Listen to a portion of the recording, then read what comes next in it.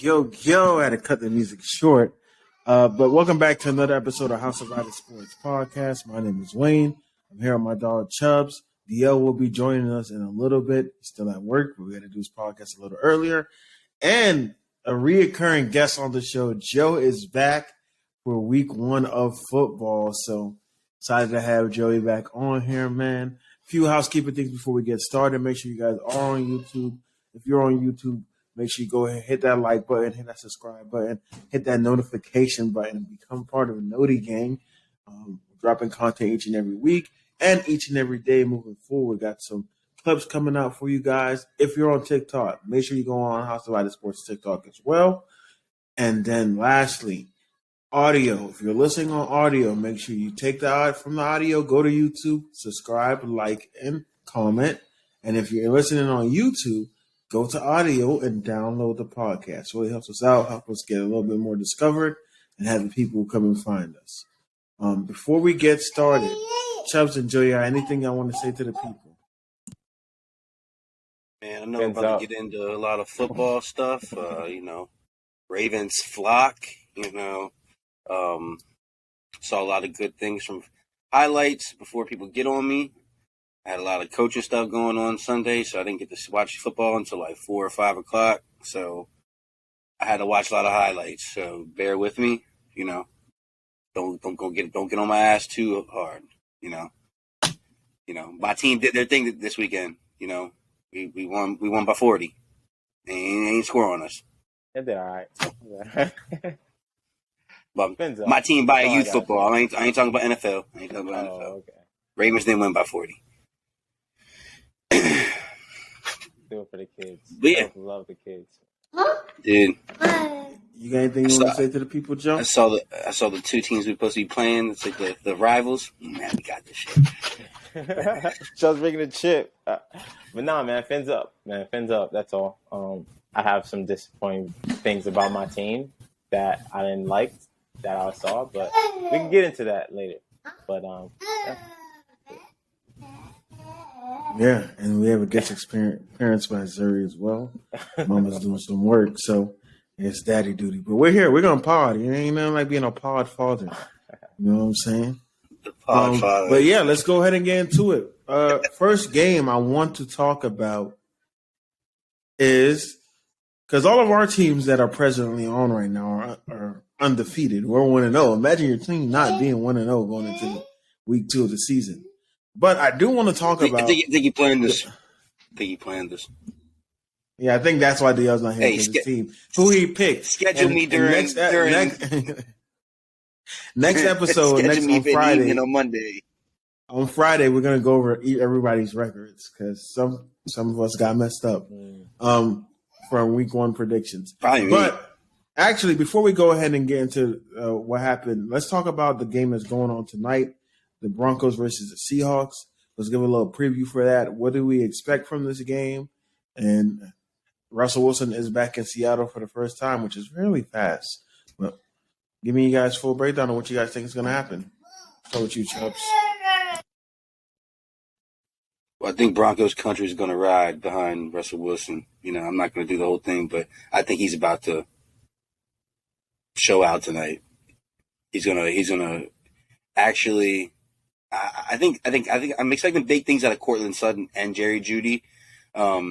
We've seen what they've had in the past with these quarterbacks. Listen, with Teddy B and Drew Lock, underwhelming quarterbacks. I'm excited to see what they do with an actual franchise quarterback. I know I've talked a lot of crap on Cortland Sutton in the past because he's been underwhelming, except for that 1 year. He had one really good year with Pro Bowl, I think. But other than that, he hasn't really done anything. And Jerry Jeudy's a top 10, I think, top 10, top 5, really? Was top 5? He got drafted 4th, right? Or 9th. It was one of those. It was top 10. I can't remember. Top 10 wide receiver. He never really had a guy like Russ throwing him the football. So I'm expecting big things. And who was top 10? I think I missed him. Jerry Jeudy got? I know he drafted for sure top 10, but was he number 4? I wasn't sure if he got picked number 4 or not. It was 4 or 9. I know that. Okay, I'll look it up. talk. That's such a random number to pick 4 and 9. But that's how some of them players. That's what I think. I think he's a top 10. I knew he was top 10 pick. I'm pretty positive. Right. But I'm excited to see what they do with Russ. I know that running game's going to be the same. They got the same offensive line, pretty solid group. Javonte Williams should have a big year. Still got Melvin Gordon rotating with him, with getting some touches, which that's a really good backfield to have. And then people don't really 15th. My bad. I don't know why I thought he was top 10 pick. But he was the best receiver coming out. Yeah, absolutely. And then keep an eye on Alberto. I think he's going to really show out this year. He finally get an opportunity. Now he's not behind Noah Fant. I don't know. I'm expecting a Broncos W. Easily. Okay. I have a little mixed feelings about the Broncos. I think the Broncos are a good team. I think they're going to do well. I think Courtland Sutton will be the better receiver today than Jerry Jeudy. I think he's just going to just have a better game. We had a full debate about this on this podcast too. I think he's going to have a better game. I think he's just that type of receiver that's more Russ speed. Like Russ likes those type of receivers more than Jerry Jeudy. That's a good point. But I don't think I like Russ. I'm not hating, but I don't think he's going to have a ball out game today. I think it's going to be a balanced game. They're going to run the ball, play action, trying to get Russ out the pocket. I don't think Russ is going to look too flashy today. I'm excited to see what Drew Lock does in his situation. If he's I don't think he's not starting. Gino's a starter. It's Gino. Okay, so now I'm not that excited anymore. Gino's a starter. I'd rather watch Drew Lock play than Gino said. But that's my thing. He had opportunity. He lost it. He did. The battle. He got COVID. But we know what he was winning until he got COVID. We know what Gino can do. We've seen Gino. Bro, he played that last preseason game and played terrible. Like, yeah, because he came fresh off of COVID. Yeah, once you get COVID, bro, you don't come back. We still making that excuse now. We still make that's still a thing. I mean, if you practice for 7 days, that's gonna throw the rhythm off. Yeah, it's gonna throw you off, man. But I think the Broncos are gonna win. I don't think the Seahawks have what it takes to win, man. The O-line is bad. Running game is not really there. And you got Gino throwing the ball, so yeah. Yeah, I agree. I think this is going to be a nice whooping. But I do agree with Joe. I don't think it's going to be a super Russell Wilson day. I think they're going to take heed. This coach is Aaron Rodgers last year, and they ran the ball very effectively in Green Bay. And they have 2 good running backs in Melvin Gordon and Javonte Williams. Many people think Javonte Williams could be a top 10 running back after this year, going into this year. So if the best thing for them is to run the ball and then let Russ make big plays. Not to say make him a game manager, but run the ball effectively. Don't have him throwing the ball 50, 40 times a game.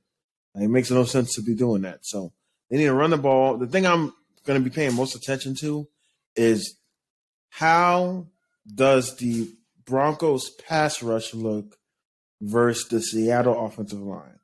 Seattle offensive line is not too good. But last year, the Broncos couldn't really get pressure, especially after trading away Von Miller. And to me, the most important thing for a team to be successful. They went out and got Randy Gregory for that. When I got Randy Gregory, Bradley Chubb didn't have a good year last year, but I'm going to see if he's going to bounce back this year. So I have to see that. Also, how their linebackers look, because Seattle's still going to have a good running game. So I want to see how they defend the run. I'm not too worried about the Broncos' offense. I want to see what their defense could do. That's why I have them finishing 4th in the division, because I don't think their defense is there. Their corners and their DBs are good. They have a great secondary, but their linebacker is a weak spot, and their interior defensive linemen are also a weak spot. So want to see how they look versus a team that's literally going to run the ball a lot. So those are just my takeaways there. But I do think Russ will have a great game, and Courtland Sutton is going to prove why he's the receiver 1 on this team. While other people were arguing with me before that, it was Jared Jeudy.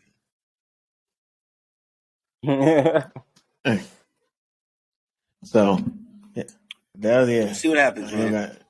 I got him for Courtland first now because I got him on. I got him on 2 fantasy teams, so I got to root for him. You should have picked Jared Judy, the receiver 1. That's what you should have picked. But I do think Cornell Center and Tim Patrick will have a big game. Timmy P. Wow, I forgot about Tim Patrick. He's a sleeper. All right. So before we get started, let's just. So to move on to the next topic, let's get on to some of our top performers and biggest disappointments. So I want you guys to name 2 big disappointments, 2 top performers for you guys. I'm gonna let Chubbs go ahead and start. Well, like I said, I didn't get to watch all the games, but I'll give 2 disappointments based off what. Well, I did watch one of them, so I'll say Dak Prescott kind of disappointed me, buddy. You're supposed to be the leader on that team. He didn't look that very good. I know you got hurt towards the very, very end, but you still disappointed me, buddy. I thought it was going to be a little bit closer than, it was with TB12. Secondly, it was supposed to be a revenge game. You didn't get your revenge. Baker Mayfield, he kind of disappointed me, buddy. Yeah. He kind of disappointed me. I was really looking forward for you to beating them. Now the Browns fans are talking crap because he gave them fuel. He gave them ammunition because Deshaun wasn't playing. So, they were all having a field day yesterday on social media. Those are my 2 disappointments. Okay. 2 disappointments and, Let's do disappointments right now. Let's just do 2 disappointments. Right now. Okay. So my biggest disappointment was definitely Cam Akers. Ooh, I thought he was going to have a great day, but he just turned out to just be it's just and at first I thought, oh, he didn't get enough playing time. But then when you see him out on the field and you see what he was doing, he really wasn't performing in a way for him to get more playing time. So I was like, that was kind of a disappointment. That was one of the biggest disappointment for me, actually. And the second is I can't really say a player, but I'm going to say the Bengals front office. Because why can you not get at least the amount of O-line that was in the free agency? You couldn't get one. They did. They got a great one. They got one of the best right tackles. Okay, so then let me switch it up. They got another names. The Bengals Ryan offensive Jenkins line was the biggest disappointment. The Bengals offensive line was the biggest disappointment. I'm gonna say the Bengals offense. I'm gonna just put it all into the Bengals offense. The Bengals. Because I said all Bengals. Right. I did not expect them to play that way. Joe Burrow started terrible. Offensive line started terrible. And they just gave up that game. They just gave up that game. Bengals fans and they got too cocky after that year. Yeah, it was bad. Too cocky. It was too bad. cocky. But bad. Joe Mixon, they came back. Oh, of course, Joe Mixon. They have their players. It's just that I don't know what they can't get it right. Where does this Cam Akers hype come from? He was never a top running back in college. He was never a top running back in NFL. I don't understand why everyone was excited about a guy who ran for 600 yards in 2020 when he was healthy. Cam Akers' hype is so disgusting. I said that when he was at FSU, and I'm saying it now that he's in the league. I don't know why. Where did the hell did everyone get so high on this guy? That guy has never been that great. He had 600 yards, whatever. He showed flashes of greatness. That's why people are high on him. They showed his potential going forward for the future. So they wouldn't expect him to tear his Achilles. But you also have to understand. You also have to understand he got 600 yards and he only started 5 games. That too. He only started 5 games. So he came in towards the end of the year. So they're like, wow, this guy looks really good. So the following year he only started 5 games, but he played 13 games. Just because you play 13 games doesn't mean he's going to get that many attempts. I'm going to look it up. Keep talking. Actually, I'm looking at the attempts. He had 145 rushing attempts. That's only 4 yards a pop. Like, why were we excited about 4 yards a pop? I just wait, hold didn't on. get it. Wait, you have 4 yards a pop is not good. That's good. What are you That's talking not Bro, good that's in not the NFL. That's not for the way they talk about Cam Akers. No, Wayne, 4 yards you're a about pop to is say. average, bro. 4 yards a pop is average. What are we talking about? 4 yards a pop is average. That's a It good is average. No, it's not good. Stop it. 4 yards a pop. 4 yards per Times carry 3 is what? That doesn't matter. That's average, bro. When you get to the 5 and the 4.5, that's where you're at. Because anything below 4 is 4. bad. No, I said anything. When you get like 5 yards a pop, that's when you can say good. But 4 yards a carry is literally average. That's why I was so confused when everyone was like, "Yo, he's stupid nice. He's supposed to be so good." It's like the Brandon Ayuk. He was definitely splitting carries though. Darrell Henderson had 138, 600 yards. So they were both. And Darrell Henderson is a better runner. Yeah, in my opinion. Oh, he is a better runner. I totally agree on that. I think Cam Akers is a better passing option, but he's not too far off. All right, I give y'all the one game he really went crazy was versus San Fran. His 2020, he had 9 carries, 84 yards. That's amazing. But in another game, he had 171 yards. That was amazing too. He had 29 carries. And then in another game, he had 21 carries and 72 yards. So in 2 to 3 games, he showed flashes. This is like when Kenyon Drake tricked everybody. 2 to 3 games he started. He only started 5, man. He only started 5. So you said you named 2 to 3 games out of 5 games. And that one game was versus New England, who literally had no one on their defense playing because they had 8 people on their starting defense not play because of COVID. Cam Akers might be the most overrated running back ever. Literally, he might be the most overrated running back ever. That's crazy. I mean, that's no. Who's rating him top 10? Nobody's rating him top 10. He was a top 10 fantasy running. You know why you can't say that? No. You why you can't say that? I'm not talking about first-round draft pick. Trevor Richardson is the most overrated running back ever. He's a bust. Touch the NFL. He's a bust. But all right, hold on. All right, let's do this. Top 3. Him. I'm gonna name running backs, and you tell me if you're gonna pick them. You're taking Cam Akers or you're taking them. All right. Okay, go. Devin Singletary. I'm taking Cam Akers. I'm taking Cam Akers too. I'm taking Cam Akers. Cam Akers. Damian Harris. Cam Akers. I'm taking Damian Harris. All right, I'm taking Damian Harris as well. Raheem Mostert. Cam Akers. What? I'm taking Cam Akers. I'm taking Cam Akers. Y'all taking Cam Akers over Raheem Mostert? All right, okay. Yes. Yeah. Najee Harris.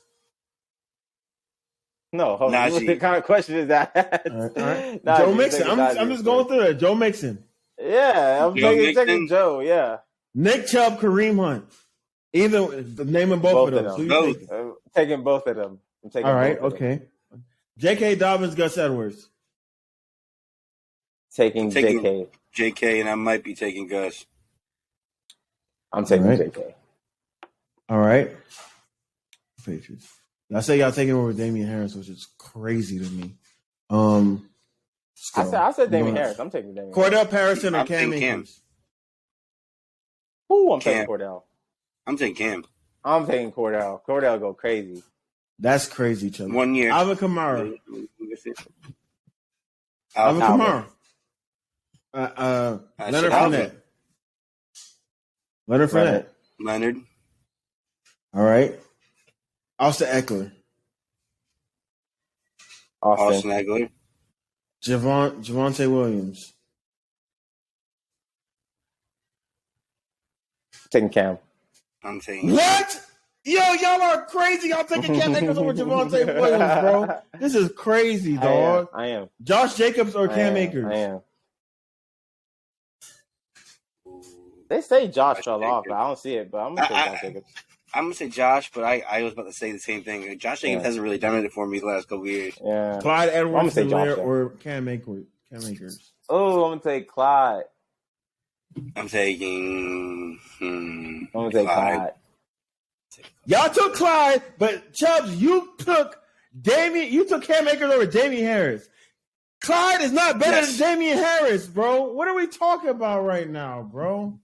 Sorry, AJ Dillon or Aaron Jones? Harris is lit. I'm about AJ Dillon or AJ Dillon. I'll take Aaron, but I'm gonna take Cam over. No, You're taking Cam over AJ. Okay. No, I just said I'm taking Aaron and AJ. Relax over there. Okay. Relax. All right. So I damn near named 20 running backs, and you only picked them twice. I didn't. He know was considered top 10 guys going into. I picked him more than twice. Chubbs did. How many times you picked him? Chubbs. Probably about 5 times. Yeah, Chubbs picked him about. Elijah Mitchell or Cam Akers? Cam Akers. God, this is crazy, bro. I'm gonna go wait. Are you giving Cam Akers the 49ers offensive line and not the Rams current offensive line? Even when the Lambs had a good offensive line twice the year before, what are you talking about? He's not even the best running back on his team. Cam Akers with the 49ers. I'm talking about Cam Akers with that 49ers offensive line. I'm taking Cam Akers. I'm taking Taysom Hill over Cam Akers, bro. Dead ass, bro. Put Taysom as All right, on to the next. On to the next. We've spent way too much time now. Taysom he got busy though. 4 carries, 81 yards. Cam can never. No bullshit. I'm taking Taysom Hill over Cam Akers, bro. Dead ass, bro. Dead ass. I'm not even playing. Next, we have. I got to do my disappointment. So my disappointment, number one disappointment. I'm not gonna name Dak Prescott because I didn't expect him to do shit anyway. Number one disappointment is I gotta go. I agree with Chelsea Baker Mayfield. I thought he was gonna play a lot better game. Thought he was gonna do a lot better things. And then the Indianapolis Colts. They were supposed to be. Carson Wentz was an issue. They tied a game. They haven't won an opening game, I think, in the last 8 years. It's just disappointing. They look bad. Even though Jonathan Taylor is able to run the ball, they made the Texans get on a 17-point lead on them. So they are my disappointment for the week. Top performers, I'll go on. I'm gonna pick my number one top performer is going to be the best receiver in the NFL, Justin Jefferson. And, I'm going to give you guys a stat line for today because we're going to do House of the Players of the Week. And he may be named up there as well. So, you want me to give you his stats? I can give you his stats. Yeah, give me his stats. Give me his stats. All right. His stats is 9 receptions, 184 yards, and 2 touchdowns. Yeah, that is the best receiver in the league, and that is versus an elite, and I repeat, an elite defense to help his team get the win and not put up empty stats. My second player of the week will go ahead and be Alex Highsmith. He had a great showing versus the Bengals offensive line. 9 total tackles, 6 solo, 3 sacks, 5 tackles for a loss, and a forced fumble. So he is one of my top performers of the week. I'll go next. I don't have the stats in front of me, but I'm gonna go on offense and a defense. My offense is Saquon Barkley. Saquon Barkley had himself a day this weekend. I know I know personally we had question marks on him because we didn't know what type of Saquon was going to be coming out after another injury-riddled year.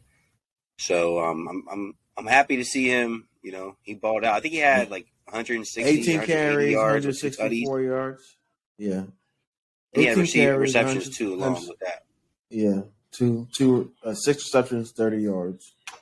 So Yeah, he balled. Keep that up. I liked a lot of what I saw from Giants. They showed a lot of grit, but hey, Kenny Galladay, keep it up, man. 0 touchdowns. You putting on a streak. I'm gonna keep watching that streak. 0 touchdowns since joining the Giants. Just so petty. He's so mad he did not pick you. He did not pick you guys. But on to the next one. My defensive. I'm not going to boo a specific player. I'm going to give it to the Chargers defense as a whole. First time as a unit together. I don't even think J.C. Jackson was playing, and they had 3 interceptions that game against a high-powered Raiders offense. And I picked Chargers as my team to win that division, and it looks like, they started off on a strong foot because Davante Adams did ball, but they did enough to hold them to 19 points. So I'm going to give it to the Los Angeles Chargers defense. Cool. All right. So mine, I'm gonna do offense and defense because I do have both. Mine's gonna be Patty. Patty just literally came out and balled out. He's like, yo, I'm still the best. I don't need Tyreek. I don't need anybody else. I got this. And he ball. Even though I'm not gonna say the Cardinals defense is great, but he's like, doesn't matter if you're good or not. I'm a put up numbers. So he's my top guy. I think 360 and 5 touchdowns. Tutties. I believe. Yep, 360 and 5 touchdowns. You can't get mad at that. And my defensive player of the week is Minka. Minka was a menace. He was a menace yesterday. Interception pick to the house. The play he made in the back of the end zone. The block kick. He was literally like, he was a menace, bro. I think he's going to win Defensive Player of the Week from the NFL. But yeah, that's mine. So yeah, man. So yeah, those are our top performers of the week and biggest disappointments. Next, let's talk about some games that were really good that we watched.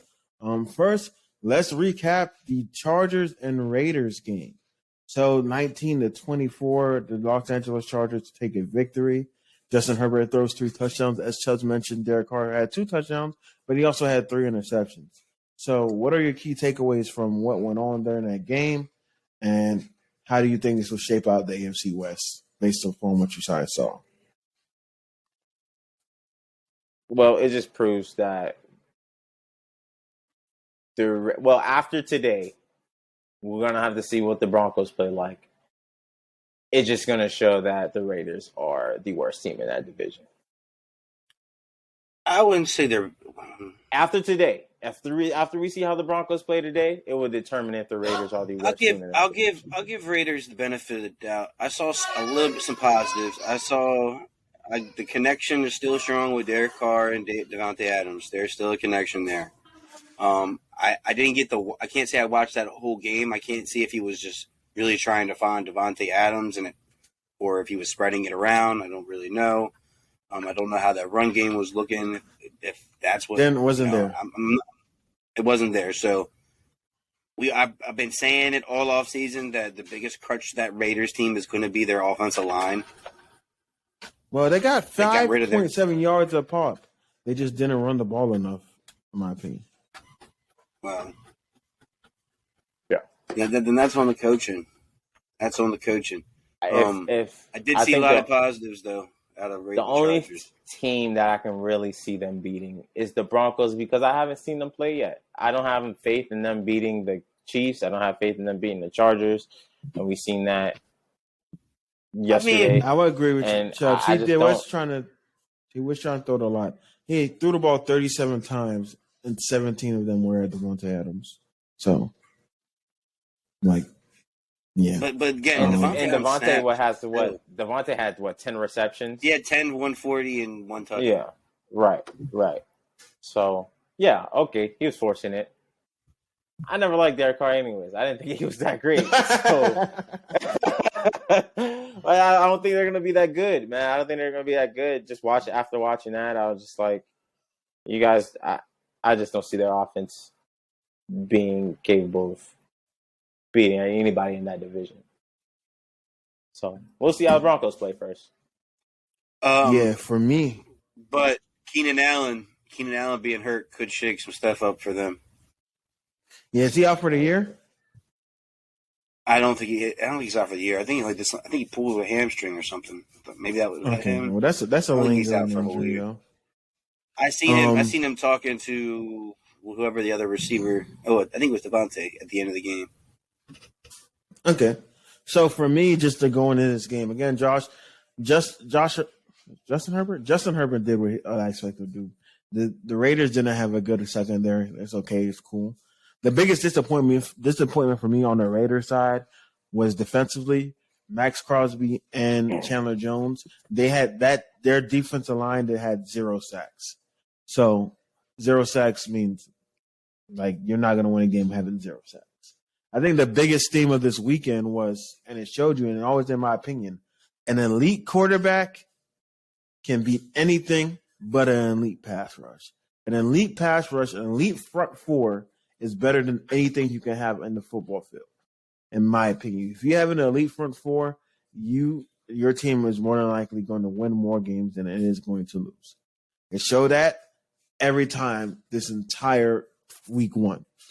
Shout out to the Chargers defensive line. Like Chubb said, he said Chargers defense. But the reason why Derek Carr threw 3 interceptions wasn't because of the corners. It was because Khalil Mack, the guy I picked to win Defensive Player of the Year this year, had 5 tackles, 3 tackles and 3 sacks, 4 QB hits. Joey Bosa had 1.5 sacks, 2 QB hits.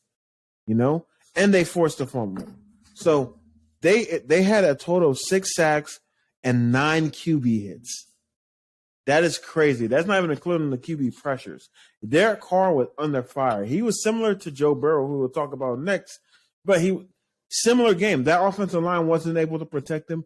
They weren't able to run the ball as effective. I mean, they should have ran the ball more to stop them guys from having, as a former defensive lineman, when you get in those third and long situations and it's a passing down situation, third and long, second and long, my ears are pinned back and I'm ready to just go. And Khalil Mack and Joey Bosa did that to Carson Wentz in that Raiders O-line all game long. So that's my key takeaway. They got to find a way to get better protection. This division has some great pass rushers. So if they want to be successful and not finish last, they're going to need to get some good pass rushers. So that's what I think. And Devontae Adams and like Chubb said, Devontae Adams and Carr, that college connection is still there. It's clearly still there, but he does have to spread the ball. Hunter Renfrow can't only have 3 receptions. And Darren Waller had 6. That's cool, but I think it needs to be more Devontae having, instead of 17 targets, 12, and then those other 5 targets get spread out between Hunter Renfrow and Darren Waller. At least all those guys should at least have 8+ every game, in my opinion. Yeah. But some breaking news. Test came back negative for Najee Harris. He should be good to go for you guys Sunday versus the Patriots. Yeah, I saw that too. It popped up on my feed 12 minutes ago. So, yep. So yeah, that's definitely some exciting stuff right there. I'm happy he's not hurt. It looks like TJ Watt's getting a second opinion, so we can just go to that next game. We got 20 minutes. Let's go to mine before that. All right, let's go to your game. So we get this in. Let's go to this unimpressive game. Talk about it. It was a very slow game. I was actually concerned for you guys in the beginning because it was. I'm gonna be honest. I was paying attention to it on the sideline of my game coaching. I was like, "Yo, why is it still 3-0? Why is it 10-3? Like, what is going on? We don't look good." And then out of halftime, the floods opened. Like, I don't know what Harbaugh said to them, but I will point out this. Lamar Jackson only ran the ball 6 times this Sunday. And only 2 of them were him scrambling. And then there were apparently a ton of other opportunities where he could have took off. He didn't. He stayed in the pocket, threw the ball downfield, got a completion. Like, people are now seeing there's levels to like his progression now. Like you can clearly see he's trying to not run as much. And that D line for the Jets is not no slacks. Come on now.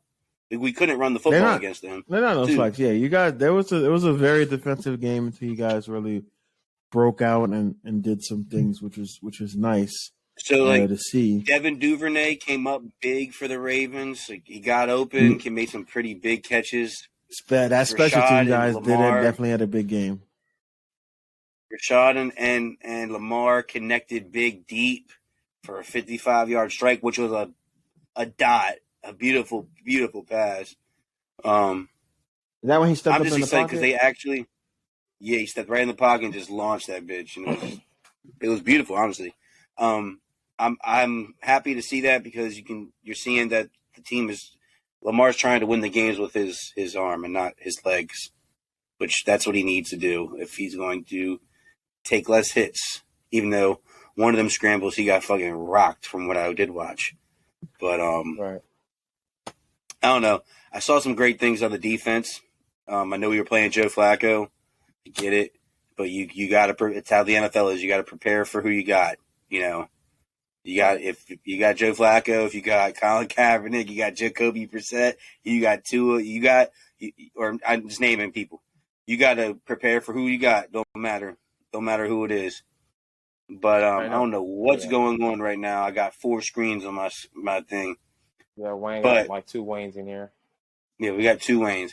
But shout out to Marcus Williams, first game as a Raven, first interception. Cal Hamilton, I need to see some better things out of you. You should not be missing open field tackles. Like I said. So when I said that was a concern in the preseason, I was hating. He was out there flying around and just throwing his body at people, not like wrapping up, and missing. I was like, "Yo, what is this?" But it sucks though. But I was hating. It's a little concerning. We're going into a big game, and Marcus Peters is not back yet. We just lost Kyle Fuller for the whole year. Ronnie Stanley isn't back yet, even though he cleared his physical. He's working on it. Jawan James is gone for the whole year. So, they need people to step up early, Tyler Linderbaum didn't have a great game. He had some hiccups here and there, but he ended up coming on strong towards the end. But, it's all little baby steps. They did what I expect them to do, win the football game against the Jets. I'm just glad, Lamar didn't get hit as much. Yeah, I would say the most impressive thing for me was, Lamar weapons did come out to play. Jets are not a scrub defense, and you guys had 3 touchdowns. Devin Duvernay came out and did his thing, got some touchdowns in there. Rashad Bateman, finally, he got some flashes out there as well. And really, guys didn't need Mark Andrews to, dominate. Yeah, he was quiet. So he had a quiet game, and that's a good thing. So you guys established a run, but obviously you guys got injuries at running back, but it looks like Kenyon Drake's going to really lead the fort for you guys. So we'll see how it goes, see how it progresses. Again, that was the Jets. I got to see how you guys do this coming week versus the. Yeah, it's going to be a big game. Going to be a big game versus the Dolphins. Let's talk about the Dolphins next because you're going to leave in a little bit. But yeah, so you guys play the Dolphins next week, and it's going to be a big game. But let's talk about the Dolphins versus the Patriots. Since DL joined, and he picked the Patriots to win last week. DL, what do you got to say about your squad? Y'all hear me? I'm good. Yeah, you good. Check. Yeah, you good. First of all, let's not act like I didn't pick the Patriots to win only because they was my team. I literally said that last episode. I did not expect them to win. However, I'm not going to bet against my team. That being said, I was not impressed at all by the Dolphins. On offense, I was very impressed by their defense. So I will give you that credit, Mr. Joey. They were, doing some wonderful things on defense, forcing turnovers. I told you they got away with that holding call earlier, early on in the game, but that was so early in the game that we had multiple opportunities after that to, put points on the board. That could have changed, it kind of changed the momentum of the game because y'all scored y'all first points off of that. But however, Mac Jones made some bad decisions. He didn't look poised, like he was just throwing the ball up a lot. You can't really do that against a defense like that. We put together one solid drive in the third quarter. for about, I think it was like a 10-minute drive, and we end up, putting up 7 points. But Mac Jones was just acting as if like he had some receivers who can go up and make a play. I know you're supposed to give, your receivers opportunities to make plays, but I think that he should have been a little bit more conservative as far as like making the right decisions. Our offensive line looked pretty bad.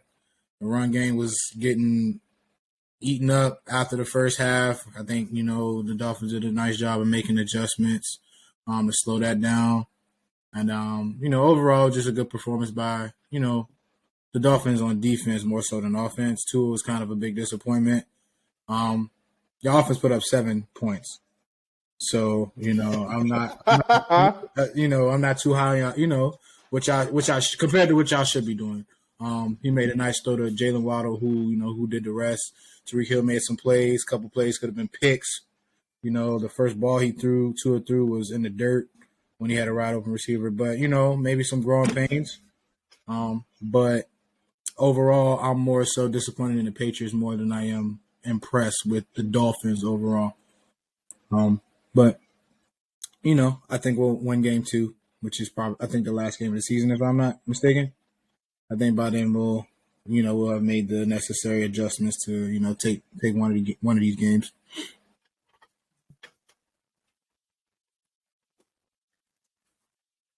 Joe, you got any rebuttals to that?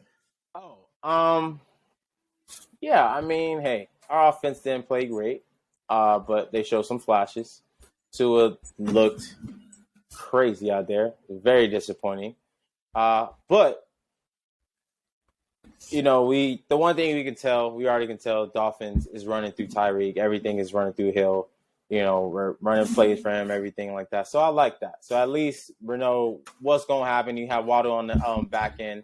But there are also some good things from Tua. Tua made some good throws. One good throw that led to a touchdown. He put it in between two people, and they missed. Their Patriots just couldn't tackle. That's why he scored. But that was a good throw, and it was a good read. If you watch that play, there was emotion there, and I was actually watching it earlier. There was emotion there, and he understood what was going on. He made the right read. He was making the right reads. He was making the right reads. Mechanically, he just couldn't get the ball there, which was terrible. Speaking on our defense has always been, to me, I felt like our defense has always been top 10, but we've never been ranked top 10. But we've always, showed out, caused turnovers, get sacks, do what we got to do. And I honestly think the Patriots O-line is a good O-line. I think our defense just played better. We just played better than the offense itself. And I think what it came down to was that the receivers just couldn't beat man coverage. Our DBs were just too good. And then going back to that holding call, right? If you watch that play, Devontae Parker was holding Xavier Howard as much as Xavier Howard was holding him. The only reason Devontae didn't get that call and the reason why we got rid of his ass is because he's lazy. If he would have went for the ball, tried to go for that ball, they would have threw that flag. But he didn't. He just ran, let it go, let him hit the ball. He didn't even try to attempt to go after that ball. So That's why I think the referee didn't call it, because he saw a battle in the end zone and one just didn't fight for it. And he was like, well, shit, I'm not throwing the flag for it. So, and we were lucky enough the DB was there to pick the ball. But I think the Patriots just ran into the wrong defense. That's all. That's all it is. I think a big issue, like you said, our O-line was good. I mean, your O-line is on paper. We struggled, like specifically this past game. Like we struggled tremendously picking up blitzes. Like y'all was sitting in the house coming off the edge, bro, and Mac Jones was literally just throwing the ball up. And that's what Dolphins is good at. Last year, Dolphins brought the most pressures from safeties.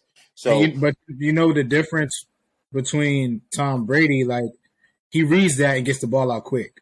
Mac Jones reads that and throws the ball off his back foot, which is like even with the routes, he was throwing to like Nelson Aguilar, Jacoby Myers. They were all like jump balls. I'm like, bro, like you're not throwing that ball for those type of receivers to make that play, bro. Like I understand like trying to give your receiver opportunity, but like that's not a good throw for Matt Jones. You know what I'm saying? Like, Right. I expect him to be more, dinking down, like going into the. It's hard to expect that from a young quarterback because you gotta understand they're sending so many different pressures in so many different areas that he got to read this. And then the O-line is good. I think he just has to point out the blitzes, and he's not doing that. And that's what gets him messed up. But he's in what, second year? He's in his second year. But but that's what I say. I've always been kind of like, I'm not convinced. I'm not saying he's trash, but I'm just not convinced like that Mike Jones is going to lead our franchise right now at this point. Yeah. That's safe to say. I just think even Brady struggled against the Dolphins because he likes to throw it quick.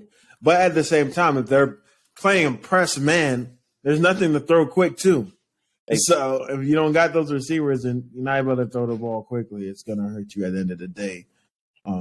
Joey tried to cape for Toa too and say he made the right reads and this, that, and He did, though. He did make the right reads. He did make good reads. He did. But at the end of the day, the arm strength showed his ugly arm. Oh, well, I said that. I said his mechanics terrible. It was definitely terrible. It showed his ugly arm. And also, you guys, your running game is not there. So you guys are going to need to be able to run the ball back. And so this is what I disagree with the offensive playbook.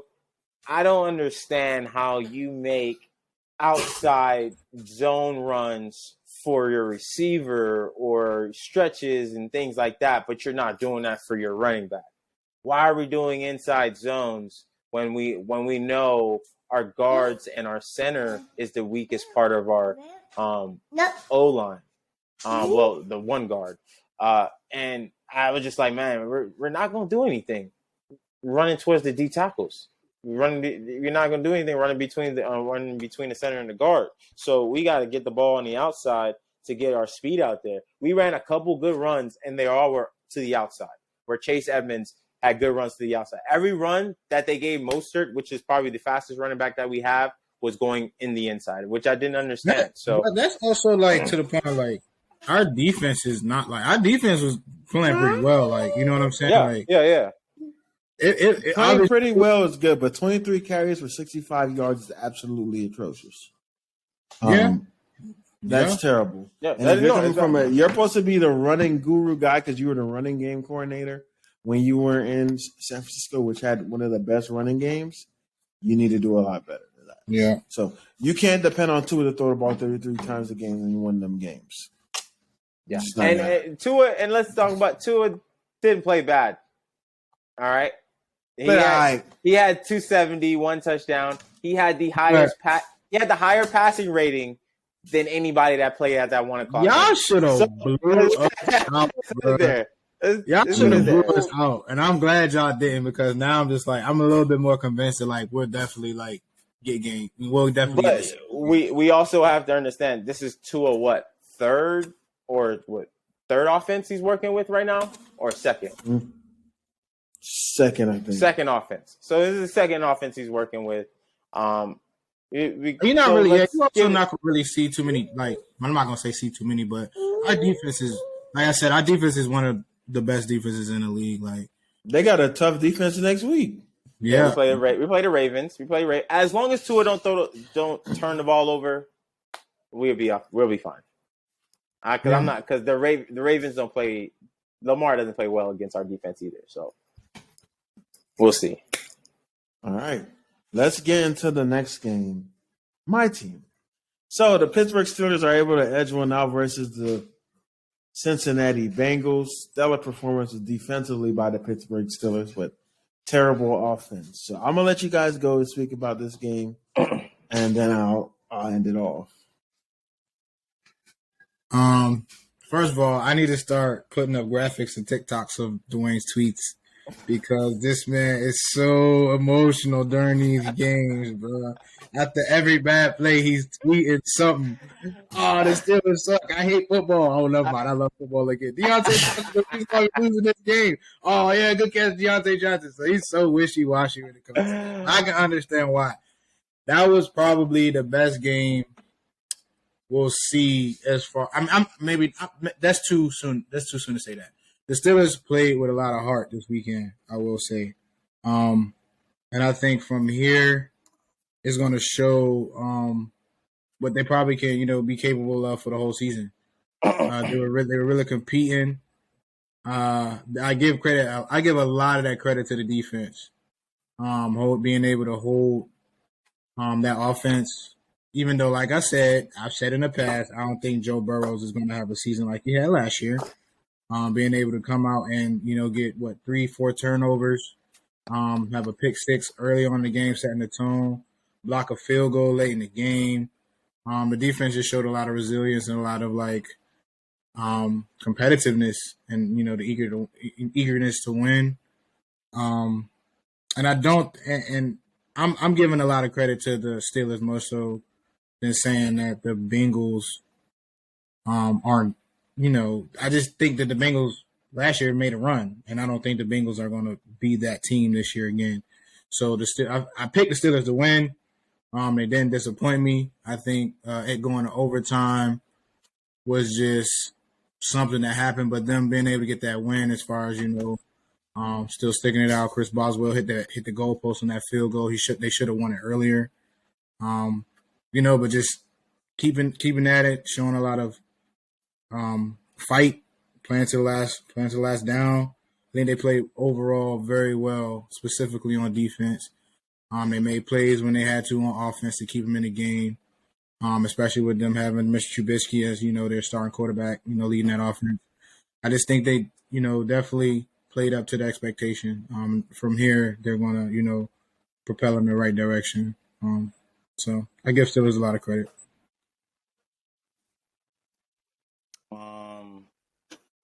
I'm talking about the offense first. Offense, I think Trubisky did enough to win. He did enough to win. It was like, hey, for that game, he did enough to win. Every game is going to be different. Every game is going to be something. You're going to need this to win, this, that. But I think he did enough to win the game to keep his job for next week. That's pretty much all I got to say about the offense. They only scored one touchdown. So, same. It's I feel like they're kind of in the same boat as the Dolphins right now, as in, what is your identity? What are you going to do? I mean, I know you got a running game, but now your guy's hurt. So, what are you guys going to do next? He will be back. Hopefully. Hopefully. He's playing next week. Okay, good. He plays next week. Let's see what happens, right? Let's see how the O-line performs with him, healthy and doing a thing. But defense. All I got to say about defense is Minkah Fitzpatrick. With Minkah Fitzpatrick, since being on the Steelers defense, has literally changed his defense to, in my eyes, I don't know what the NFL thinks, a top 5 defense, bro. This defense is ridiculous, bro. He's everywhere on the field. You thought they lost. He comes out, blocked the field goal. Minkah is ridiculous, bro. TJ, Defensive Player of the Year. I obviously want to bring him up too, but sucks. He ended up getting hurt. We don't know what he's gonna do, but I think even without TJ, that defense is still crazy, bro. That defense is still nice. A lot of guys stepped up. Alex Highsmith stepped up, and they just balled, man. That was good. I didn't expect that. I was really disappointed in the Bengals offense. That was just disappointing. Jamar Chase still went off, still did what he had to do. But just in Joe Burrows and just not having any protection, having to make these quick throws, that fumble that they got for him and all, it was just bad. It was just terrible. Hopefully they pick it up. I had the Bengals still winning that division, that division. So hopefully they step it up, and next time play Steelers, they don't look all that too terrible. But that's all. Walk in your trap, take over your trap. Walk in your trap, take over your trap. Bro, it's funny because as soon as that game ended, I said, watch. Marcus Allen's about to put up a clip of them dancing to that song, bro. Sure enough, 10 minutes later, Mike Tomlin in the joint like this. Put that shit on. Put that shit on. Listen, all I have to say is defense wins championships. And like I said earlier in this podcast, an elite pass rush will kick an elite quarterback's ass. Joe Burrow looked like Casper. He was out there seeing ghosts. He didn't know what it was coming from. He didn't know where they were coming from. But he just knew they were coming. The Pittsburgh Steelers did everything in their right to try to lose this game. I thought the game was lost. I thought Jamar Chase caught the game-winning touchdown. I thought the game was over. I did. I thought it was over. I turned the TV off, and I went to go play 2K. Then my dad called me. Watch the extra point, bro. I thought it was over. It's not over. Then my dad, it's over, bro. Then my dad called me and said, "You still watching the game?" I said, "The game is over." I turned it off. He said, "No, they blocked the field goal." And I ran back in my living room, threw my jacket back on, and continued to watch the game. The Steelers won this game. Just imagine that, bro. The Steelers won this game. The Steelers won this game. But as Thanos once said, but at what cost? Levi Wallace, Cam Hayward, Najee Harris, our center, and TJ Watt all got hurt in this game. Majority of them will be back next week, but it's just at what cost. Defensively, we look spectacular, like the top 3 defense, Joey. I even take it there. A top 3 defense in the league. And it's crazy to think how our defense looks like that when we don't have any top corners in it. We got a top safety and a top pass rusher. And that's why I always say elite pass rush can beat anything. Alex Highsmith played amazing. TJ Watt was TJ Watt. Devin Bush did not look like a liability out there, so that was a good thing. Really didn't see too much from Miles Jack, but at least our running defense looked a lot better. We're able to keep 27 carries for 82 yards by Joe Mixon. You shut him down. If he ran the ball 27 times and couldn't get 100 yards, you shut him down. 3 yards a carry. He didn't have a good day. He did majority of his work in the passing. Offensively, Mitch played timid, but again, he didn't make mistakes, and that's all we're going to need him for do is not make mistakes. But we have to start taking down the field shots. Everyone's going to be playing us up close, and no matter how good Deontay Johnson is at getting separation offensively on the routes, you still need to take some deep shots. Deontay Johnson probably had one of the catches of the year, and that's good. Now let's talk about the running game. 22 carries, 75 yards. That's 3.4 yards a cut to pop. Our best run play cannot be a receiver sweep. Our best run play cannot be a receiver reverse. Our Najee Harris can't carry the ball 10 times and only get 23 carries. We have to find a way to get some type of push. Or else it's going to be 3-and-out city and defense score a touchdown. I felt like I was watching a St. Vincent game from 2013 or 2012 or 2014 where we just couldn't put up any points. All 4 years? All 4 years. It was just unable to put up any points or move the chains.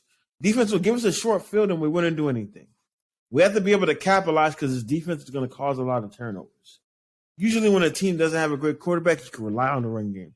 Well, we don't. Right now, the offense I watched last night was a 30-second offense in the NFL. That offense was the worst offense I've seen play on Sunday. And I think Seattle's going to play better than that offense tonight. So we have to find a way to get to at least the 20s. Give me the 20th best offense, and we can make that work. But we have to be more creative. We can't run receiver screens, receiver sweeps. We have to do something else because everyone's playing uptight on us, and they're like, we're going to pressure your receivers because you won't take a shot down the field, and we know you guys cannot run the ball. So we have to find a way to do something different. We have to find a way to become better. We have to find a way to find a fucking way to get a first down. That's what the Pittsburgh Steelers have to do. Because right now, I'm happy with what I saw with the defense, but TJ Watt's going to be hurt, and it's going to be rough. It's going to be rough. But that's okay. It won't take that long, Joe. But it's gonna be okay. We're going to be fine. But I just want us to play a lot better and do a lot better, man. I'm glad we got week 1. Me and DL did pick them to win in the week 1 predictions. So, and DL, how did I say they were going to win the game? great defense, and a game-winning field goal from Boswell. That's exactly what I said was going to happen. Bro, did So you this hear is that echo when it hit the crossbar? Oh yeah, Boswell. Yeah, Loud that thing. That was the loudest bang I ever heard in my life. They heard that in Pittsburgh. I was like, God, that shit said doing. Yeah, that was Yeah, all right. The Bengals should have really when you force 5 turnovers and have 7 sacks, you should blow a team out. It shouldn't be a 3-point overtime game. So even though I'm happy with the win, it's a terrible win in my eyes. So let's get on to the next game. Let's talk about Carson Wentz, who outplayed Dak this weekend. I'm dead. So I am the Carson Wentz truther on this podcast. I believe Carson Wentz can still be a good quarterback in this league. I did pick the Commanders to finish second in the NFC East, and with Dak Prescott getting hurt, I believe it's going to happen. So Carson Wentz gave you the good, then he gave you the bad, but then he came back and gave you the good again. So Carson Wentz, man, what can I say? 27 passes, 313 yards, 4 touchdowns, 2 interceptions, 1 sack. All right. The 2 interceptions, that's bad. The 1 interception where everyone's clowning him, he ran a QB screen. It was a running back screen, and he dumped it off to the running back.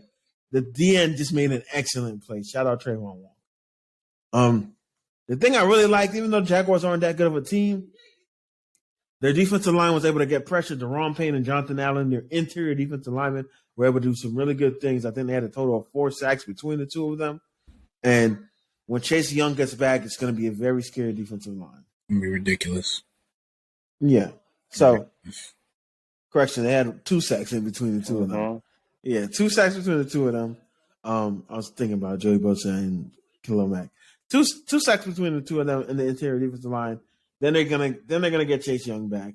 But one thing I did love was it looks like Curtis Samuel is gonna have a resurgence with Carson Wentz because that was his favorite target of the day, and also Jahan Dotson. DL's been calling this guy a little early, saying he's gonna be good, and he scored 2 touchdowns, including the game-winning touchdown was really good. The only thing I'm worried about is Carson Wentz threw the ball 41 times. To me, that's not a recipe for them to win because that just means there's more room for error for Carson Wentz. So they got to find a way to figure that out so he doesn't make that many errors. But 4 touchdowns to start the year, I'm calling it right now. Carson Wentz is going to throw for 30 touchdowns this year. 30 touchdowns and less than 15 interceptions. That's what Carson Wentz is going to do. He's going to lead the Commanders to an 11-6 record, and they're going to make some noise in the playoffs. I'm done talking. You guys can go ahead and give your rebuttal. Talk about the game. Carson over Dak. Yeah, Jimmy.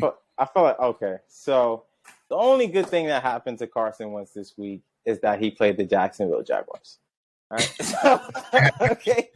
So that's the only good thing that happened to him this week. If that was any other team, he would not be able to mount that comeback. After throwing those 2 picks, I don't think that would happen. Now, his receivers, I love them. I love his receivers. I love his receiving core. Jahan Dotson, I had a good feeling about him, but I didn't think he was going to be able to do that. Now, that last throw to him for that game winner was a perfect ball. I'm not going to – That's the Carson I'm talking about. That was a perfect ball, and it was a perfect catch. Like that, it was great. But at the end of the day, I think they did play Jacksonville Jaguars. They look good. The only thing that didn't look good to me was the running game. The running game didn't look too good Didn't look good at all with Washington. And I expected better from them. But Carson stepped up. He won the game. He showed you that old Philly Carson, which is cool. But again, I don't see them doing anything. I don't see them doing that against a better defense, unless they pick it up, and especially in the running game. And we'll see. But I do like what Trevor Lawrence was doing in some moments. Christian Kirk looked good. James Robinson went off. He did his thing. Christian Kirk did look good. I wish to see a little bit more Travis Etienne out there doing more in the passing game, even playing some slot a little bit if they want to do that. but I think they need to just expand their offense a little bit more because I feel like they have more weapons than what they're actually using out on the field. But that's it. That's all I got for that. Yeah, no, I agree. I'm not a huge Carson Wentz fan. I've always compared him, to the quarterbacks that the Commanders have had in the past. Kirk Cousins, what's his name? Dude who used to play for the Chiefs. His name's slipping my mind right now. Who used to also play Trent Green or Alex Smith? Alex Smith. But with that being said, like those are game managers. Kirk Cousins had a good week too this week, so we'll get to that game next. Yeah, that's a great comparison. I don't think it's a disrespectful comparison at all. Commanders have every opportunity to win that division after what I saw from the Cowboys this past weekend. And the Eagles. Their defense. Yeah, the Eagles almost lost as well. Their defense, like Wayne said, when Chase Young is back, he's gonna be crazy. For those down linemen rushing, stopping the run game, clogging gaps. It's gonna be something to watch. They have receivers. Terry McLaurin only had 2 catches for 58 yards, 1 touchdown. So when he gets more targets, it's going to be scary. John Johnson, he played great. Curtis Samuel, like Wayne said, is a favorite for Carson Wentz. So and then Jordan, is it the tight end? Logan Thomas. I don't know why I'm about to say Jordan Reed. Logan Thomas, he was he's going to be a good target too as well. So they got every opportunity to come out of the NFC East, and I don't see a reason as to why they shouldn't. I'm not really concerned about their run game either. Y'all was saying their run game, but I'm not trying to base this off of fantasy, but Antonio Gibson gave me some pretty good fantasy points. And then, he had a lot of catches. That's why. Okay. He's a leading receiver. Yeah, that's also part of being a good running back, being able to catch. 64 rushing yards with, I believe, 18 attempts. Okay. I didn't get to watch the game. No, I'm lying. I'm sorry. 11 rushing attempts, 66 yards. No, I'm sorry. Wrong person. 14 attempts, 58 yards. Okay, so what's that, about 4 yards carry, three something? 4.1. 4 yards carry. See that average day with math. But I don't know.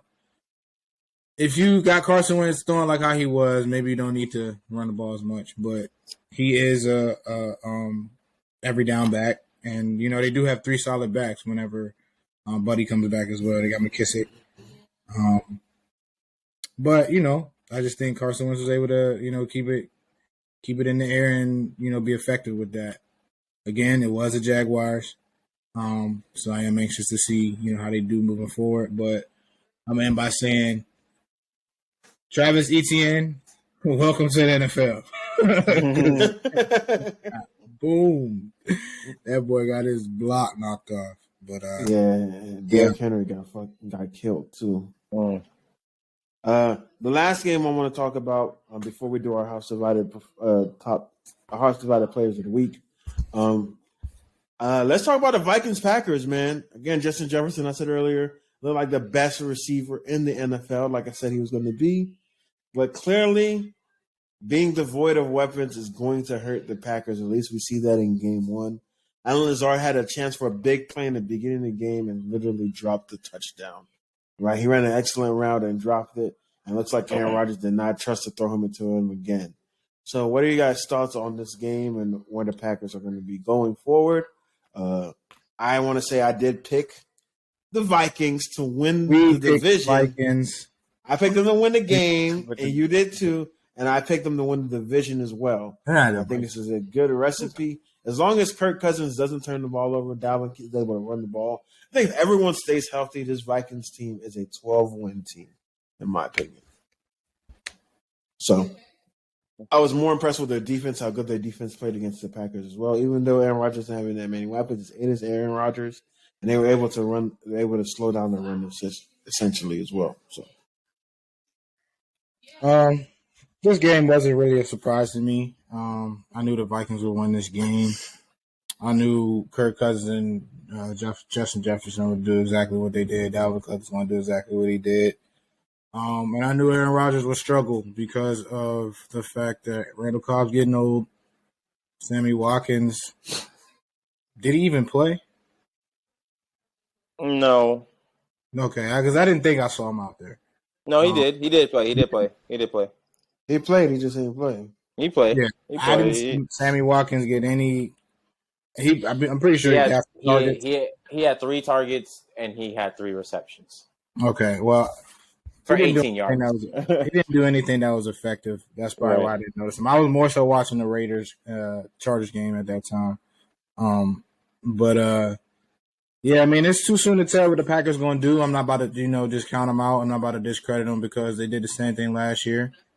Starting off slow, coming out finishing, 13-3, 14-3, something like that. Yeah. So they play pretty well. You do have MVP Aaron Rodgers on your team. And he just has to build that chemistry with his receivers, like Wayne said. He just stopped trusting his number one target after, that drop pass, and I would probably do the same thing. Especially in a game like that. And it's not even like they got smashed. They lost. On the scoreboard, it looked bad. I mean, it didn't even look bad on the scoreboard. In the game, watching the game, it looked bad, but the score was 23-7 or something like that. Yeah, 23. Yeah, 23-7. 23-7. So that's not a terrible loss. Obviously, it's a division loss. Obviously, they growing pains, and I think moving forward, they'll be in the talk of making the playoffs. They'll definitely get better. I think this is probably one of the worst games that we'll see from the Packers. So the biggest question this year was obviously the split up between Davante Adams and Aaron Rodgers. So when we speak of Hall of Fame quarterbacks, we always speak of Hall of Fame quarterbacks creating or making receivers better than what they seem. I was expecting that today. Well, not today, yesterday, from Aaron Rodgers. He got sacked 4 times. I think out of those 4 times he got sacked, he was waiting for somebody to get open. I don't think the Packers are going to have a good season. I'm just being honest. I think Aaron Rodgers is not going to have a good season. I think he's at the point of his career where he can't. Not he can't, but he can't make a receiver. He can't make another Devontae. He can't make another Jordy. That's a bold take. I think he's at that point of his career, and I think and for him to get sacked 4 times, and he also threw an interception. Aaron Rodgers don't throw interceptions often. First game of the season, he throws an interception. I think is at that point where his team isn't good enough, and his ability to play isn't good enough for him to perform at a high level. So I think this year, it's going to be a bad year for him. He's not going to be MVP season, Aaron Rodgers, unless I put a contingency in there, unless Lazard or any other receiver steps up. Because if they continue to play with how they played yesterday, it's going to be a long season for the Packers. So, but on the other side, Minnesota, they look great. And against a good defense. They ran the ball well. They threw the ball well. They just look good. They look good on that side against a good defense. Justin Jefferson, doesn't matter who's in front of him. He's getting his buckets. Dalvin Cook stayed consistent with his, the running game. Got 90 yards on the ground. They did great, man. I think they did great. They look good. They should win their division.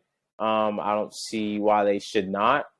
But last year they end up folding, so we never know what's going to happen with the Vikings. So yeah, that's all I got for them, though. Yeah, man. I don't think they're going to fold this year. I think if everyone's able to stay healthy, and I think Darius Smith was a key addition, who had 2 sacks last game. He did say he came to play the Packers twice a year, so he's on his revenge tour. I think this is a really good team that can do some really good things. So for our final topic of the day, this is when we pick our House Divided Player of the Week. This is for players whose efforts led to their team winning the game. We did top performers, but this is also an award we just give to one person, one individual. So I am going to start with my House Divided Player of the Week.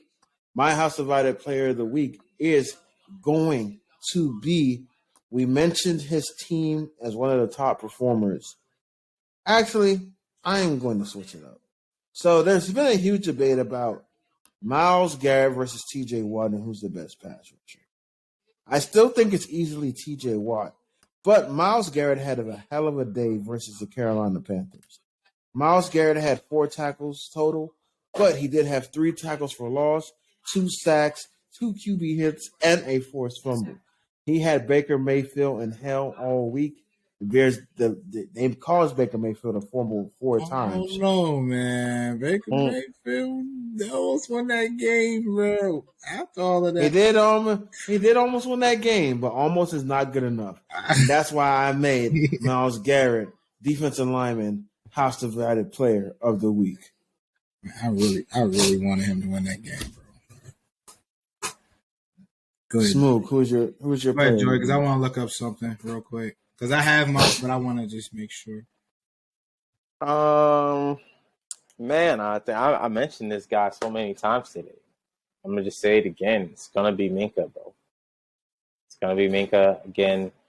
He just did so much on the field, bro, and like his presence and what he does. TJ is TJ, but I don't think you guys win that game without Minka, man. Without a doubt. Yeah, without the plays he made, that touchdown he had, it was just that's my player of the week, regardless. Yeah, and he's a DB, so yeah, okay, I can see that.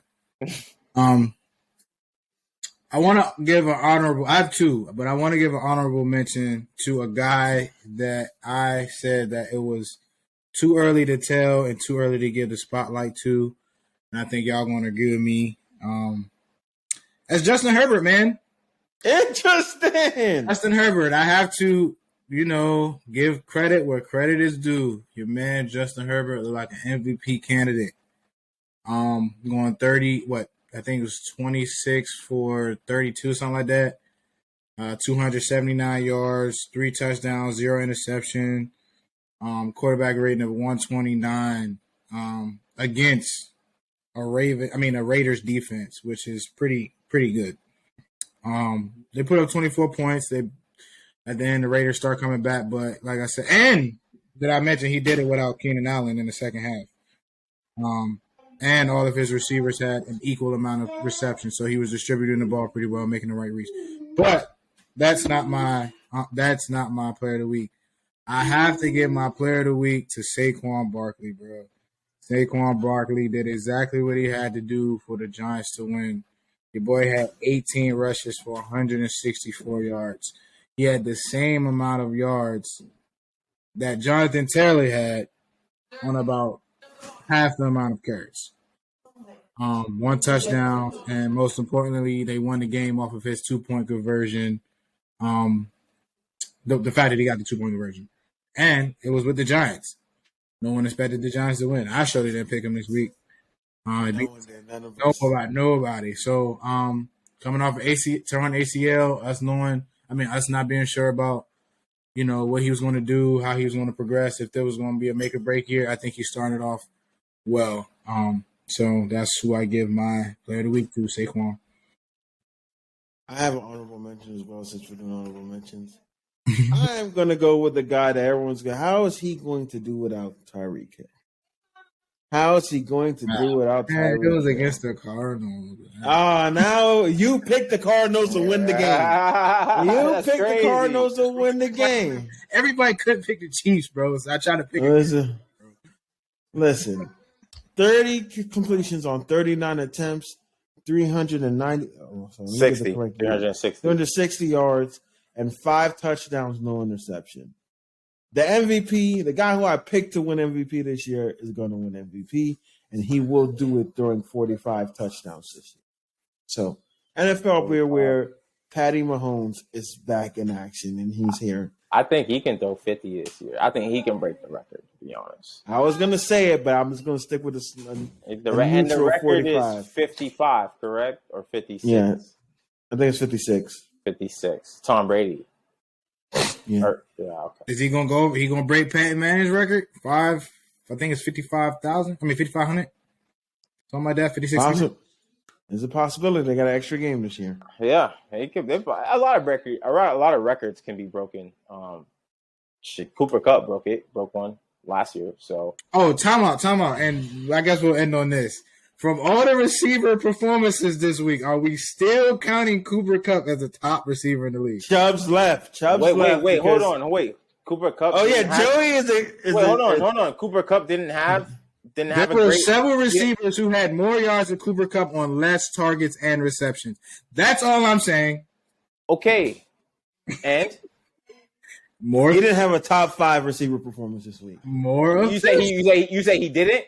He did not have a top 5 receiver. He did not. Okay. No, he did not. Hold on. I would agree with that. I have to second that, Wayne. There were a lot of receivers who had less catches and more yards this week. Cooper Kupp had 13 receptions, 128 yards, and 1 touchdown. He averaged 9 yards a catch. How many targets? That's not top 10. That's not top 5. Devontae Adams had 10 with 164. Stephon Diggs had 6 with 126 or something like that. Justin Jefferson. Yeah. Who's 4? Who's 4? You name 3. Who's 4? I don't know. Then. You only got. Who's 4? Hold on, let me check. My head. Who's 4? Who's 4? I'm taking AJ Brown's performance. Oh, AJ Brown definitely bought this week. Come on, oh my God! 10 catches, 155 yards. More efficient. Let's go. More efficient. And then I am also taking. Y'all wilding right now, bro. Y'all wilding. Okay. Oh wait, let's go back. The Eagles. They played the Lions. Who did? Cooper Kupp played the Bills without their best corner, bro. It doesn't matter. The Bills still have a great defense. So what are y'all talking about? Well, hold on. Just because the corner's gone, y'all telling me he's gone, bro. It's an easier challenge, bro. Wait. Stop. Just because the corner's gone, that mean that defense not good no more? Travis Kelce had a better game. Wait, so that's a bad defense because the corner's gone? Let me ask: is that a bad defense? No, Tariq didn't get over 100 yards this week. Oh, so because of Tua.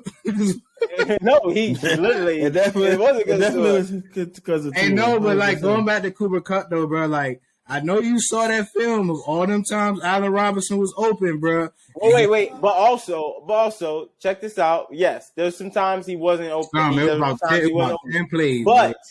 But how can you when Cooper Kupp was throwing the ball? He was open. I'm not saying the man was open. I don't understand. A lot of receivers have more yards on less. So all you're saying they got more yards. All you're saying is they're big. No, they're big play receivers. Big play receivers. That's all you're saying. They're throwing the deep balls. Jamar Chase was better than him. Chase was better than him. Jamar. Yes, I already had Jamar Chase up there. But AJ Brown. Big. AJ Brown, he did not catch a touchdown in the red zone. Those receivers you're naming right now did not catch a ball in the red zone. Cooper Kupp caught his touchdown in the red zone. I'm not talking about Jamar. Jamar is Jamar. Justin did. Justin did, but not AJ. Hey, Michael Thomas had 2 touchdowns with 55 yards, bro. On 5 receptions. That's perfect. Come on, man. I'm not hearing that. Cooper Kupp scored the ball in the red zone. These guys are big plays. So you're talking about these guys with, like Stephon Diggs. He had 1 touchdown on that 1 play, and that was a big play. And without that play, he doesn't have that many yards. Without that, the extra 4 receptions in garbage time, Cooper Kupp don't go over 100. He had a big garbage time reception. Oh my God! He did. He had some garbage time receptions. Whatever he did, but at the end of the day, it was really like 10 for like 70. That's what it really was like. I tweeted it at a time that it was. Now y'all taking stats away from them. No. I mean, y'all not gonna the guy get open. he gets the ball. I understand these guys got less receptions, more yards, but that means they're big play receivers. Cooper Kupp is not a big play receiver. Cooper Kupp will route you up and kill you the entire game. And that's what he did to those DBs. It doesn't matter who that DB They were was. playing zone. They wasn't running nobody up. No, wait, stop. They was playing man. Stop. They did play man. And when they did play man, come on. Stop. They did play man. We watched the game. And when they played man, they motioned Cooper. And Cooper would be on a different DB, and he will route them up. That's all he does. He never just goes to the outside and one-on-one on the island. Stephon Diggs did the same thing. Stephon Diggs was Jalen Ramsey, bro. What? And the man coverage, I posted it. Bro, now let's go back to that play because we argued about this play. Let's go back to that play. That back shoulder was a good one. But let's go back to that bomb that he scored a touchdown on. It was quarters. We're gonna go back. It was quarters. Guess what? It was quarters. Who was coming across? Gabe Davis was coming across. He was coming into his quarter. That's why Jalen Ramsey thought that safety was going to go over the top. We did not talk about this. We did not bring up Gabe Davis. We did not bring up Gabe Davis. Last pod, bro. Oh, this man was not reading anything but the quarterback, bro. No, he was not. No, he wasn't. He looked straight at Gabe Davis. What are you talking about? He kept saying when he looking at it. He looking at number 2. I kept telling you. He looked at number 2. Number 2 ran a corner coming to his side, so he was supposed to get that because nobody was going to be in that spot. And then the safety was supposed to move. They were supposed to communicate. But he thought he had safety help. He wasn't there. That's why Stephon Diggs was open. And honestly, we could just say that was a great play by the Bills. That was a great play to distract the corner and put him in that position. So it was blown coverage, Mr. No, he just got beat. We're not getting He just got beat. He just got beat. No, it was blown coverage. You just got different terminology of what blown coverage is. So I agree to disagree, bro. But y'all not going to get me saying that Cooper Kupp isn't a good receiver. He's just not a great receiver. He's not a great receiver. He's a great receiver. He's a great receiver, bro. I don't know what you guys are watching. Time out. We did this earlier, DL. Cooper Kupp or Tyreek Hill? Tyreek Hill. Cooper Kupp or Devontae Adams? Devontae Adams. All right, Cooper Kupp or Scary Terry?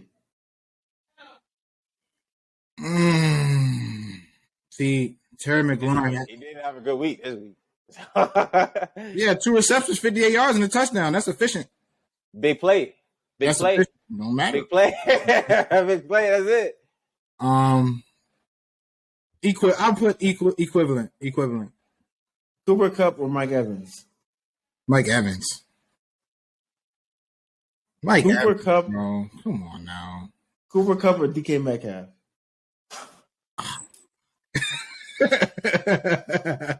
I go Cooper Kupp, bro, because DK just a big target. That's Cooper Kupp, Stephon Diggs. Diggs.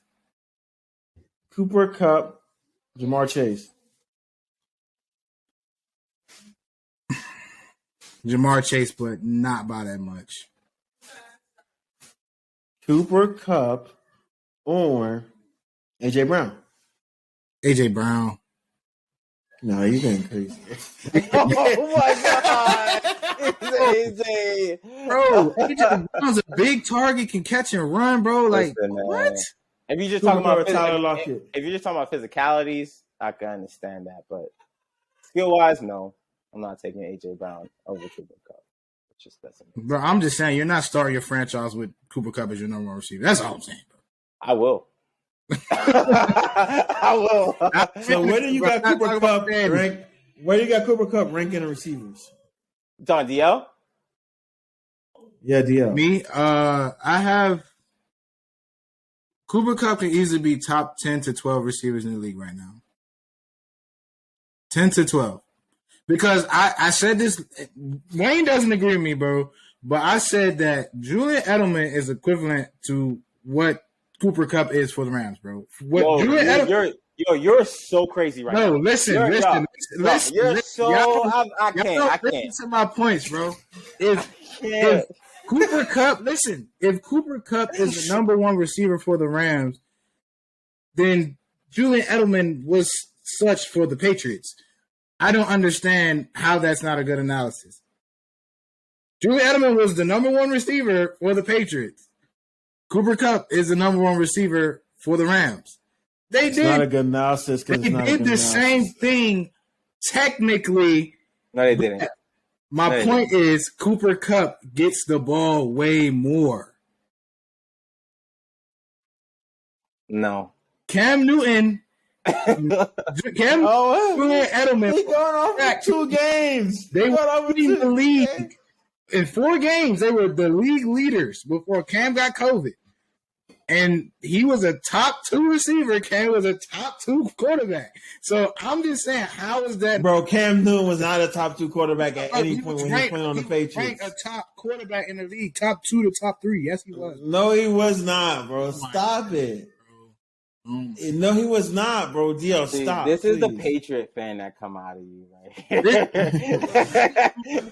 We only know We're not talking about MVP Cam. We're talking about Cam 2020 Cam. Hey, come on, bro. Yeah, bro. Julian Edelman and Cooper Kupp the same person? No. I'm only saying that because Cooper Kupp went for 1,900 last year. That's the only reason. That gotta be racially motivated.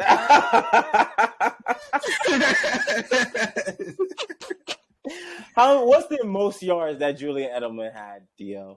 I think close to 1,200. I can't even get mad at him because he really tried to tell us back in the day that Julian Edelman was the same type of receiver as Antonio Brown. So I don't know. He did. The same type, yeah. The same skill set, maybe not. The same type, yes. DL, I'm going to pull up Julian Edelman's stats. But you got to realize, too, he was playing with Gronk, bro. He was playing with Gronk. So those stats are skewed. But he also... Wait. I don't understand, bro. They don't win. I'm not going to say they don't win, but, like, a lot of those Super Bowls were in part because of Julian Edelman, bro. Like, he did his thing. And like the year that we beat Atlanta, bro, we didn't have Gronk, and he was our number 1 receiver. Made that big cat, made big plays.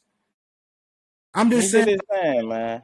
If you give certain receivers the opportunity that you give to Cooper Kupp, bro, who's to say that? All right, so I'm gonna say this: when Cooper Kupp, the first year Cooper Kupp got 1,000 yards, he had less receptions than Julian Edelman when Julian Edelman had his most yards in the season. When was that? What year was that? That for Edelman. For Cooper for Edelman. Hold on, I could go back. Let me go back. I need to put that. Julian Edelman, he had 1,117. That's how many yards he had. 1,117 yards. He had 153 targets. Right, he was targeted 153 times. Mm-hmm. Now I believe that was his. Just give me a year. Like if you give me a year, I think that was the last year he played. No, that was year 2019. 2019. Yeah, 2019. That was the last year with Brady, correct? Yeah, Super Bowl year. All right, cool. Right. So now Cooper Kupp. Y'all ain't going to no Super Bowl. Then we played the Rams that year? 2019. So that y'all ass beating first round versus Titans. I think so. Cooper Kupp, Cooper Kupp had 1,161 yards with 134 receptions.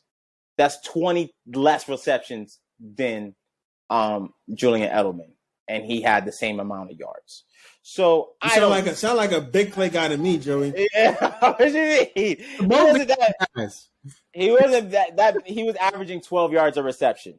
So now last year 191 targets, almost 200 targets. Bro, that's 40 almost targets to the next but he caught 145 of those. I understand that.